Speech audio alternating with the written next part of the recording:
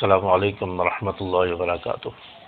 آج کی ویڈیو میں ایسے 5 اعمال کا ذکر کرنے جا رہا ہوں، ایسے 5 کام، ایسی 5 باتیں جن پر انسان عمل کر لے تو فرمایا، رسول اللہ صلی اللہ علیہ وسلم فرمایا کہ یہ شخص پکا جنتی ہے، یعنی اس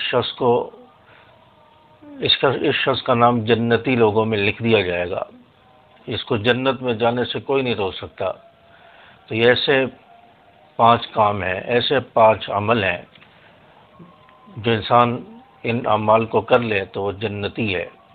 اور یہ میں نہیں کہہ رہا بلکہ رسول اللہ صلی اللہ علیہ وسلم نے ان 5 کاموں کا، 5 اعمال کا ذکر فرمایا، اور فرمایا کہ جو شخص ان 5 کاموں کو بجا لاتا ہے، آپ علیہ الصلوۃ والسلام نے فرمایا اس کا نام اللہ تعالیٰ جنتیوں میں لکھ دیتا ہے۔ تو 5 اعمال کون سے ہیں؟ رسول اللہ صلی اللہ علیہ وسلم نے فرمایا کہ نمبر 1، مریض کی عیادت کرنا۔ کوئی آپ کا عزیز، دوست، رشتہ دار بیمار ہو گیا ہے، اس کی عیادت کے لیے جانا۔ فرمایا جو شخص عیادت کرتا ہے یہ شخص جنتی ہے، اس کا نام جنتیوں میں لکھ دیا جاتا ہے۔ اور حدیث پاک میں آتا ہے کہ جو شخص صبح کے وقت کسی مریض کی عیادت کے لیے جاتا ہے، شام تک 70,000 فرشتے اس شخص کے لیے مغفرت کی دعا کرتے ہیں۔ جو شام کے وقت جاتا ہے، صبح تک 70,000 فرشتے اس شخص کے لیے مغفرت کی دعا کرتے رہتے ہیں۔ تو اتنا بڑا ثواب ہے مریض کی عیادت کرنے کا۔ فرمایا کہ پہلا وہ شخص جو مریض کی عیادت کرتا ہے اس کا نام جنتیوں میں اللہ تعالیٰ لکھ دیتے ہیں۔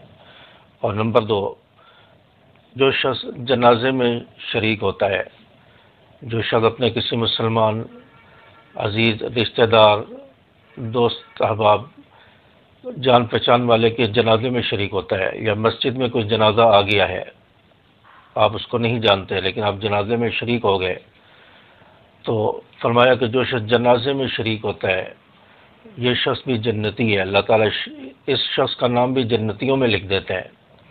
اور ایک اور حدیث مبارکہ میں آتا ہے کہ جو شخص جنازے کی نماز تک جنازے میں شریک رہا، اس کو ایک احد پہاڑ کے برابر ثواب ملتا ہے۔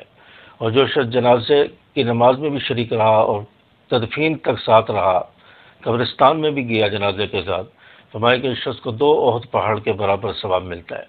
سبحان اللہ، اتنا بڑا ثواب اللہ تعالیٰ عطا فرما رہے ہیں۔ تو ہم مسجدوں میں جب جنازے آتے ہیں ہم اٹھ کر چلے جاتے ہیں، باہر چلے جاتے ہیں، جنازے میں شرکت نہیں کرتے، کوتاہی کرتے ہیں۔ تو اس میں کوتاہی نہ کیا کریں، جنازے میں شرکت کرنے سے آپ کتنا سارا ثواب حاصل کر رہے ہیں۔ تو فرمایا کہ نمبر 2، جو شخص جنازے میں شریک ہوتا ہے اللہ تعالیٰ اس کا نام بھی جنتیوں کی لسٹ میں لکھ دیتا ہے۔ نمبر 3، جو شخص نفل روزہ رکھتا ہے، نفلی روزے رکھتا ہے جو شخص، یا ایام 20 کے جو روزے ہیں، ہر اسلامی مہینے کی 13، 14، 15 تاریخ کا روزہ، یا اس کے علاوہ بھی کوئی شخص نفلی روزے کا اہتمام کرتا ہے، تو فرمایا کہ اس شخص کا نام بھی جنتیوں میں لکھ دیا جاتا ہے جو نفلی روزے کا اہتمام کرتا ہے۔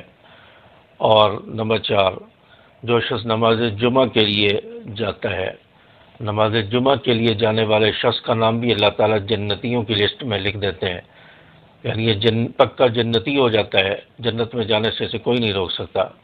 اور ایک اور روایت میں آتا ہے کہ فرشتے مسجد کے گیٹ پر ہوتے ہیں، جو شخص جتنا جلدی مسجد میں جاتا ہے نماز جمعہ میں شرکت کرنے کے لیے، اس کا نام فرشتے لسٹ میں لکھ لیتے ہیں، اور اللہ کے سامنے اس کے نام کے ساتھ اس کا نام پیش کیا جاتا ہے کہ فلاں ابن فلاں، اس نے بھی جمعے میں شرکت کی ہے، جمعہ پڑھنے کے لیے مسجد میں آیا، اس کا نام اللہ کے سامنے جو ہے ذکر کیا جاتا ہے، فرشتے اللہ کے سامنے پہنچاتے ہیں۔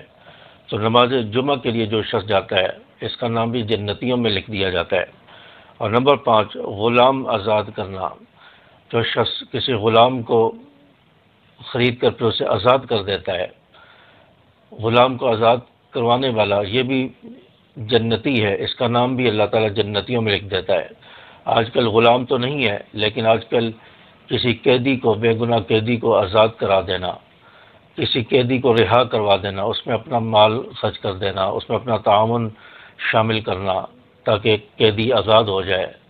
تو فرمایا جو کسی قیدی کو آزاد کرا دیتا ہے وہ شخص بھی پکا جنتی ہے، اس کا نام بھی اللہ تعالیٰ جنتیوں میں لکھ دیتے ہیں، اور قیدیوں کو چھڑانے کی بہت زیادہ فضیلت ہے۔